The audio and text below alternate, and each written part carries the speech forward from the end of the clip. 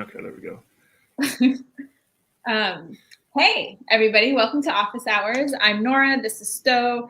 And we do this series every other week to bring practical advice to independent artists so that you can be successful on your terms without selling your soul to a major label that's going to take advantage of you. Not that there's anything wrong with the label, but deciding versus just automatically assuming that's the way you have to go. Today, Sto and I are not talking about the baby and the nonsense that he is speaking. Today, Sto and I are talking about performances and what makes a memorable performance. How do you convert from like casual audience members into real fans?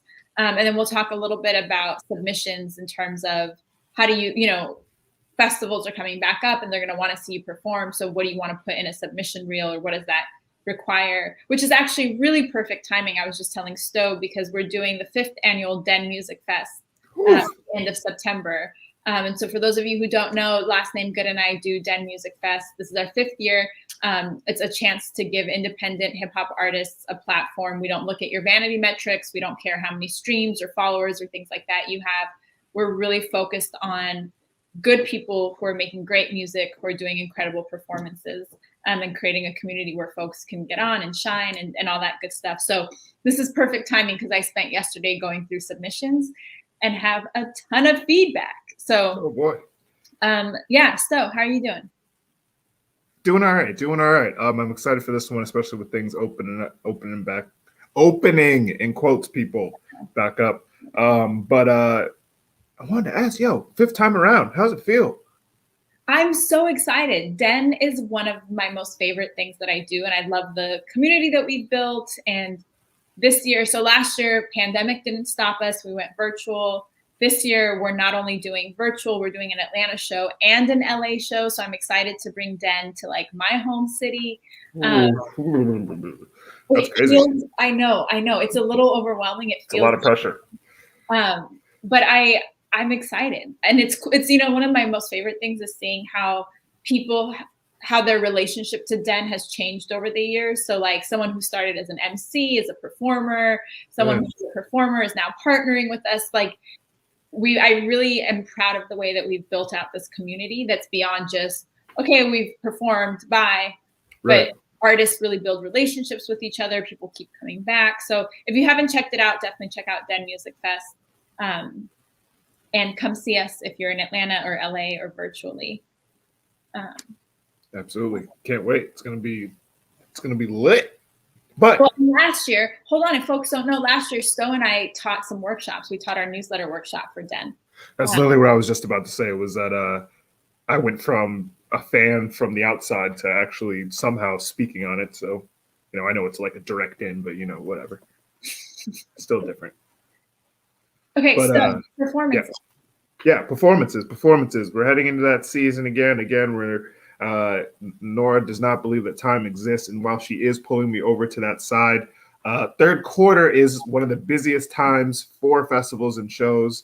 And then we're also going to kind of talk about the application process, as people like Nora are starting to take applications, and other festivals like South by Southwest, all those other ones that I can't remember right now, will also be taking submissions. So I'm going to start off with a question off top, especially because you're coming right off of getting a bunch of submissions.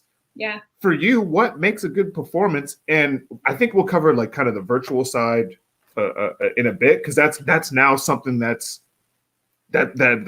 companies, festivals, whatever they look for is the virtual side too. So okay, so let me start with a good performance, and then let's talk about a good performance submission, because you can be an incredible performer, but if that's not captured on video in the right way, people will miss it. Right. I think the most absolute important thing is I see so many people forget that there's an audience there. Even virtually, there's an audience there. And so they come and maybe they even like say the words, but if you're not checking to see if you're making a connection with your audience, it's as if, like, I watched so many videos the other day of people just saying the words, right? As an artist, as a performer, you're reenacting, right, the emotion behind those. And so maybe I'm not saying it in the most clear or concise way, but I think one of the most important things is actually bringing the emotion to the performance. Whatever it is that you're talking about, rapping about, singing about, that story that you're telling, if there's not a genuine kind of feeling there that you're able to communicate to your audience, it's going to fall so flat. And that's not about like coming up on stage and like jumping up and down, right? I'm not talking about energy, but bringing like a real feeling to, you're feeling what you're saying, and then your audience will feel it. Otherwise, there's that disconnect. And I think you miss a chance to like really build something emotional with the crowd. Absolutely. And I I agree 100%. It really isn't just about the energy that you're bringing to the stage. Anybody can jump around and stuff like that. But yeah, I thought I was like, I'm about to nail this explanation, and then I didn't. I guess like the depiction maybe of the emotion that you're trying to convey, or the story that you're trying to convey, that's not even that sounded better in my head than when I said it. No, I know what you're saying though. I think it's you're asking, like, what does that look like, right? Yeah, it's getting it across. If I, as I'm viewing your performance, if that emotion or message or whatever it is isn't getting across to me or whoever's viewing your submission or whatever, or the crowd, of course, they're not going to get it. And I guess that's where it comes in, where there's just a level of vulnerability and I guess honesty that comes with performing. I mean, we can talk Rolling Loud all day, but the audience can tell when your heart is not in it, or when you, or even when, I guess, moreover, when you're not confident in what you're performing. I think that's important too, because if you be getting nervous and you're shaking and all this jazz, I think there's a way to get away with that. Like I've gotten away with that for sure. But again, if you aren't getting your artistry or even, again, your confidence across, it does fall flat, whether in front of the audience or in front of insert festival here. I think you can tell when an artist is thinking about the audience's experience versus when they come on stage and it's like they want to rush through it, or they want to I was just about to say that. Yeah. And an artist who feels comfortable on stage, right, takes their time walking on, makes sure that the microphone is adjusted so that they're comfortable, takes the time to say, hey, I'm Sto, I'm from, I'm from Ohio, I'm a rapper, this is what I do. Right. Does some call and response, does some engagement, and then sets up the experience, right? Gives the audience some context. And this is not the same as, oh, this is my new song, I hope y'all like it. That means nothing. I don't know who you are, I've never seen you before. The fact that this is your new song is irrelevant to me. Right. Versus maybe you tell me a story that I can relate to or that I can connect to. And then you lead me into the song. And then the song itself is a conversation between us. You're telling me a story versus just trying to get the words out. And I think that's the difference, is artists who can own, and what it looks like, right, kind of to what you were saying, Sto, is you use the stage. I watched one performance where the artist kept walking in circles. And it made me dizzy. But also, like, I don't want to see your back. Right. Why are you looking at the floor? Right. You're not, I don't even know what your face looks like. So it's little subtle things like that where you are making eye contact, even in a crowd of like 20,000 people, where if you can make eye contact and your audience feels like they saw you and you saw them and you're telling them a story, those little things are going to make a huge difference versus, hi, I'm here to rap. Right. And it's not just about having a banger. That's another conversation I kind of saw happening, because I guess some artists at Rolling Loud like either won a contest or something like that, so they got a chance to perform. But a lot of it, that I guess that there was like that lack of engagement, or that lack of just engaging the crowd. It was really just someone performing what they believe to be a viral song, and they feel like they missed out on an opportunity. So,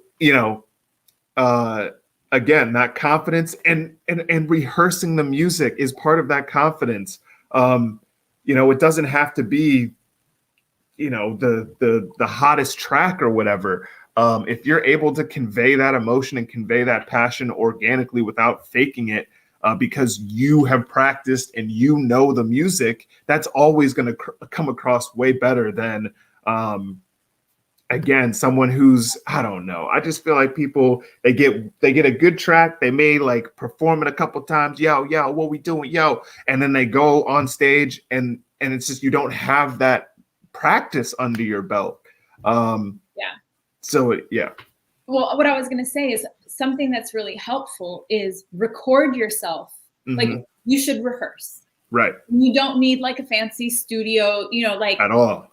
Grab your shampoo or your whatever. And like, you can, I used to use my phone. Right. Like, and record yourself, right? You all have your phone or you have your computer or whatever, record yourself and then watch it back. Or you're gonna see some shocking things, people. I'm telling you. Friends. Yeah. If you want to make content out of it, show it to your audience and be like, yeah, tell me honestly how it is. And they'll tell you. If you're bored watching yourself. Imagine how someone who doesn't know you is going to feel. Exactly. Like, sheesh. Right. If your friends are like, oh, then you got some work to do.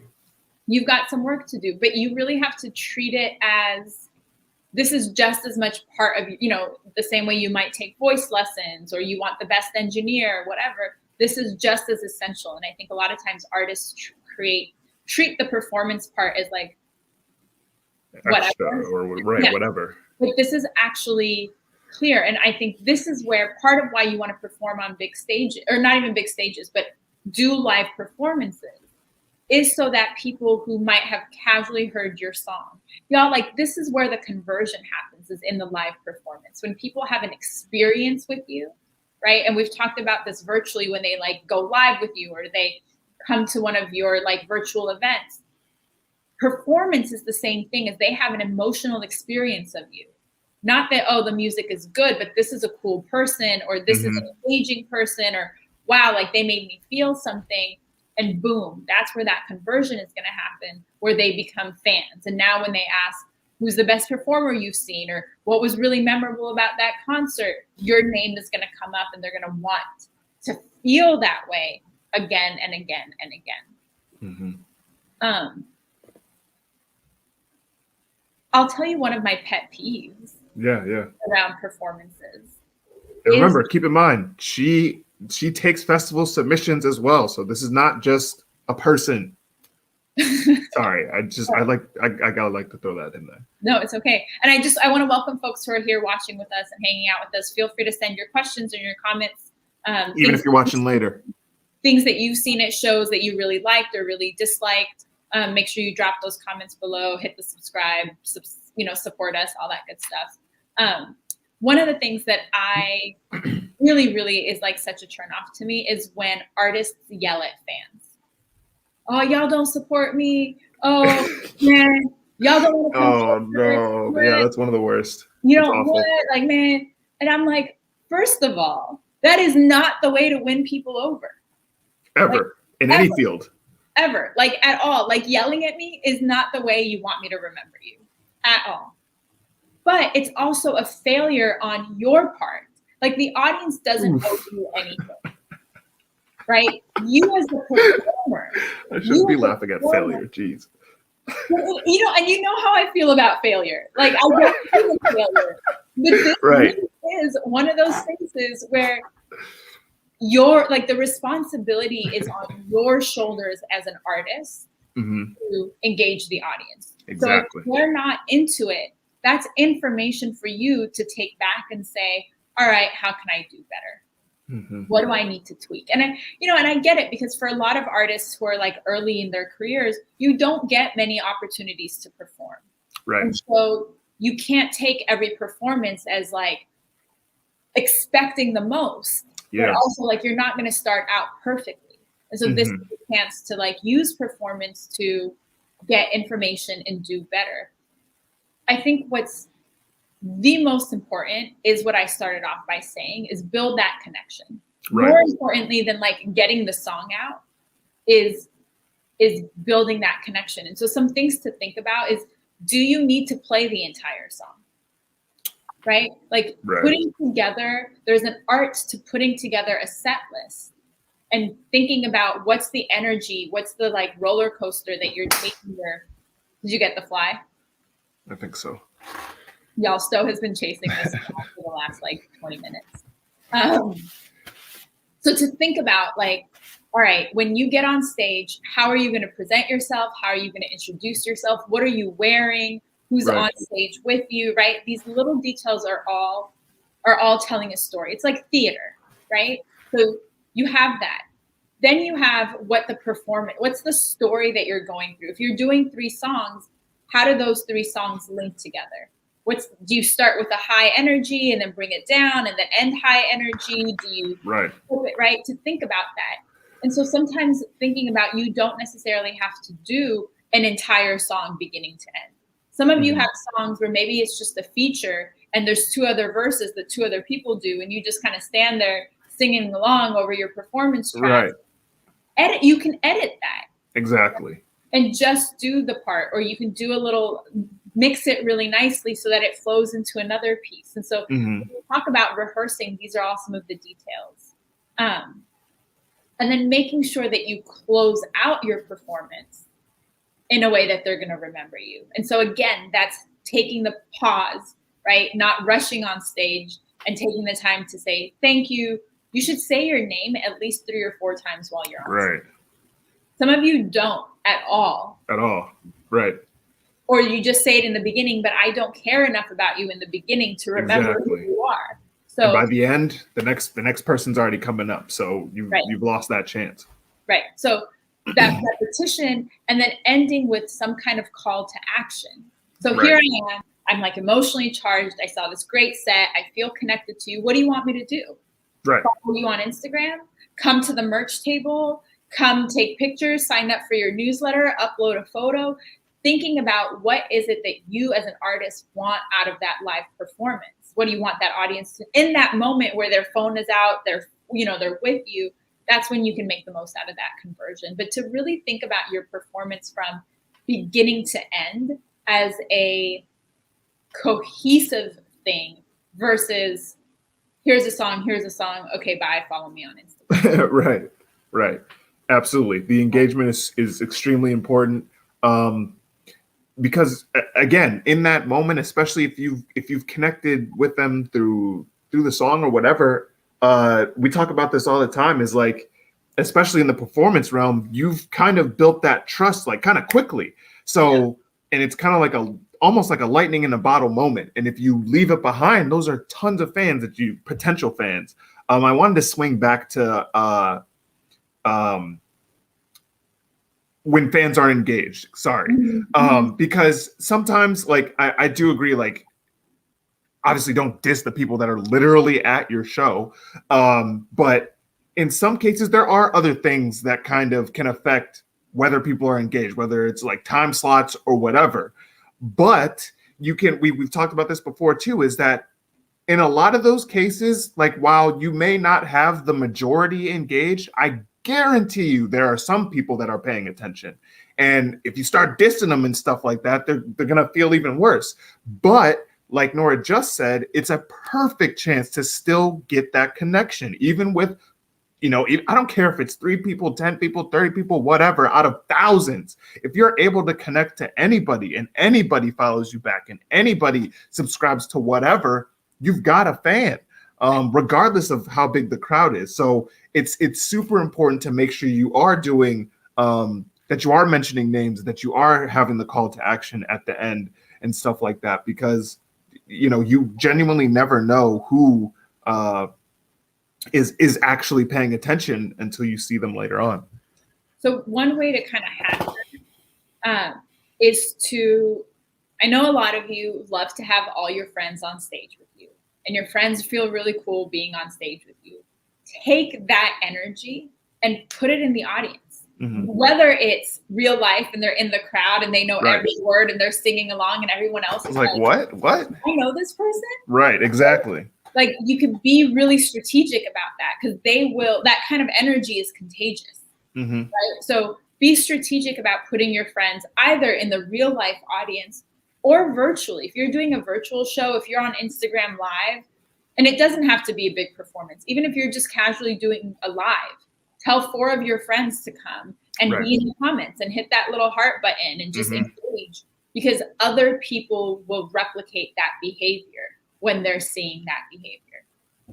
So you don't need a gazillion people on stage with you. You actually need them in the audience or in the crowd so that they can role model the behavior you want your fans to exude. Because then sometimes, especially, again, if it's their first time seeing you, stuff gets lost in the shuffle. Listen, I get it. We all want to be like Tyler, the Creator, and have Odd Future behind us with 30,000 niggas behind us. But you want, it sounds like selfish, I guess, or whatever, but you want the crowd to be focused specifically on you because this is, again, it's your first encounter with them and you want them to follow you back or do whatever it is that you want them to do afterwards.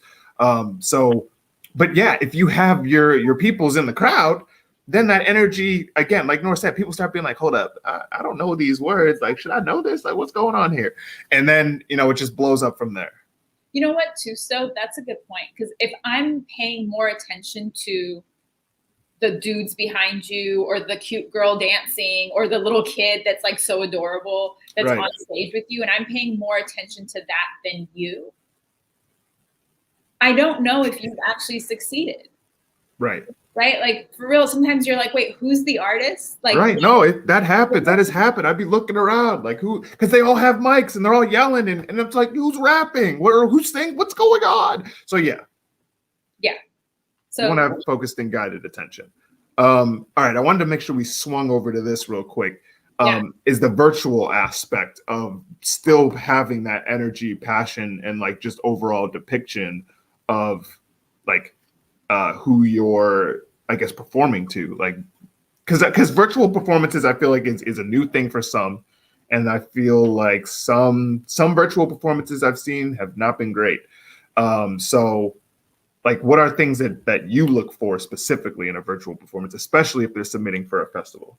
So let's talk about submissions, because I think I think that's really, if you're performing virtually or live or like in person, all the things still apply. And maybe the biggest difference is taking even more time than you normally would to have the human connection piece, have the like, hey, I'm Nora, I'm a creative consultant, this is what I care about, where, like that touch piece before you launch into all the content. So like, slow down, take your time. What all artists, like everyone should have, is a performance reel. If I'm a festival or I'm whatever I am, and I want to see you perform so I know that I can put you on my stage or I get a sense of who you are, you should have at least one song beginning to end of your performance. So beginning to end means I want to see the way you come on stage and introduce yourself and set up the performance. And I want to see the way you close out the performance and walk away. It's crazy that I have to say this, but it should be your own music. I can't tell you how many submissions I've seen where it's like a Kanye West song. As in they perform? They're performing, but it's not, the audio is not their audio. It's a Kanye West song. I don't want to hear Kanye. Even the lyrics? I want to see your words, your movement, so your music sync to the performance that you're giving. You want to make sure that you have audience shots. If all I'm seeing, this is really like probably the most informative part is looking at the audience, and the quantity of people doesn't matter. Right. We watched one video yesterday where maybe there was like 12 people in the audience, but every single one of those people was like engaged and paying attention and participating, versus audience shots where it's like 100 people, but they're all like on their phones. Right. So don't worry. I know a lot of people shy away from, oh, the numbers aren't there, so I don't want to show it. don't worry about that. But I Right. want to see how the audience is reacting to you, because that tells me a lot about what that connection is like. So, and it can be as simple as, here's me, and then the camera scans this way to the audience, and then the camera scans this way, right? It doesn't have to be fancy or overly edited, but to make sure that you capture all those elements of your music, your performance from beginning to end with the audience reactions. Like, those elements are core and basic for us to be able to look at and say, all right, this is someone who can perform, or this is someone who needs help, or this is whatever.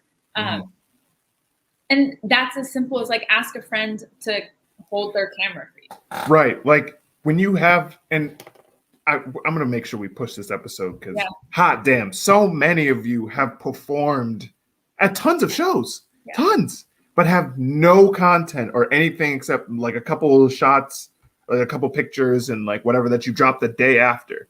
But like some of you have performed so much that you should have such a good performance reel, because it helps again, and it sets you apart from everyone else that's just, you know, I don't know, doing the usual BS. Like if you have a nice performance reel and you're recording shows and you're taking pictures of you rehearsing or interactions with the audience, like all of that immediately sets you apart from everybody else that's trying to hit these festivals. So take time to actually get visual content and just content in general. Again, audience interaction too at your shows. Like it's such an easy way to get content that you have forever. And again, to build that performance reel too. And not even because you're submitting to a festival. Exactly. That's essentially what you're building out, right? Is a commercial for yourself. If Right. I've never been to one of your shows, you telling me come to my show, come to my show, come to my show is realistically not going to convince me. But if I see a performance and I see an audience having a great time, then I'm going to be like, oh shit, I don't want to miss out on that.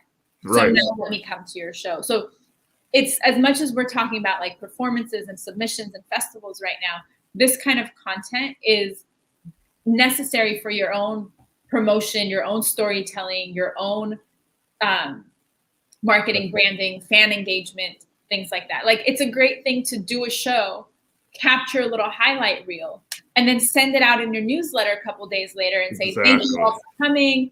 Yo, for those of you who missed it, here's the video. Here's what it is, right? Don't want to give, you might get FOMO, watch out. And then alley-oop them to the tickets for the next event or the next thing you're trying to merch, next merch you might be selling or whatever it might be.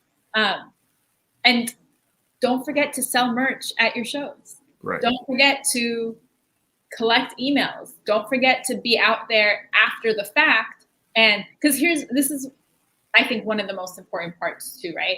Before, you're there, you're waiting to perform, no one knows who you are. So it's like, whatever. I think the most critical time for an artist is right after you've performed. This is true for like speakers, panelists, right? Like once people know who you are and they've seen you, now they're going to be intrigued. Now the way you move through that space is going to be different. So it's not for you to go on stage, perform, and then hide in the green room the whole time or hide backstage in the VIP the whole time. That's your time to come out and take pictures with fans and collect those email addresses and get those, Instagram handles so you can tag them the next day. And all those, this is like shake hands, kiss babies, make friends type, because now they know who you are. Right. Now you mean something to them. And then that's where that conversion happens. So it's not just the getting in front of a huge audience, but it's really building those connections one-on-one. And go to your sound check. Right. If you have the opportunity, don't skip your sound check. Do a sound check for your virtual events. Like check your sound, check your lighting, check your microphone. Because you want to treat that virtually or not with that same high level quality. Absolutely. And all of that helps you build, again, that's how you build a fan base. That's how you build the community that I feel like so many artists are looking to do. But it takes some of these little things that, again, it's cool to be on a show bill. It's cool to be on a flyer and to open for so-and-so or be on the same bill as so-and-so. But what you're doing after and during and preparation for the concert, or I'm sorry, for the show is super important too. Again, because that's how you retain fans and that's how you turn fans into supporters. Yeah. And the last thing I'll say before we wrap up today is like practice. You don't have to get invited to a show to do a performance. Exactly. Your Instagram live, invite your audience to a Zoom. Like people are still doing that kind of stuff. Exactly. People are still doing it, people. They're still doing it. And the point is not hundreds of people. The point is creating that connection and for you to practice performing. Exactly. Right? At this, for a lot of you who are in your early stages of your career, it's the practice that matters more than anything else. Mm-hmm. And then next time they'll bring a friend and the friend will bring a friend and then it grows and grows. But yeah, focus on, if you take just takeaways from today's office hours, bring the emotion authentically, focus on building the connection, give your audience context, and take them through a cohesive story from the moment you walk on that stage.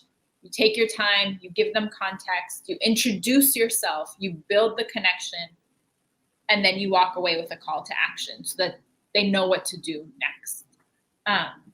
And what you all can do next, like this transition, you all can do next is hit the like button, subscribe, let us know in the comments things that you've seen work really well or that you don't like when you see a performance. As always, we're open to answering all of your questions, whether they're about this episode or any of the 30 other episodes that Sto and I have. Yep. You hear us say this every time, but we're really here because we want to see you all succeed. We want to see more good music out in the world, and we're here to support you. So whether that's through office hours, whether you want consulting one-on-one with us, or whatever other platform it might be, we're here to support y'all. So thank you for tuning in. Thank you for share this with a friend. Mm-hmm. Those kinds of things help us out a lot. So and take care of yourselves. Do something nice for yourself because it's still a pandemic and we're still all stressed. Exactly. We'll be back soon. Again, make sure you leave that like, leave a comment, and we'll see you all soon. Bye, y'all. Peace.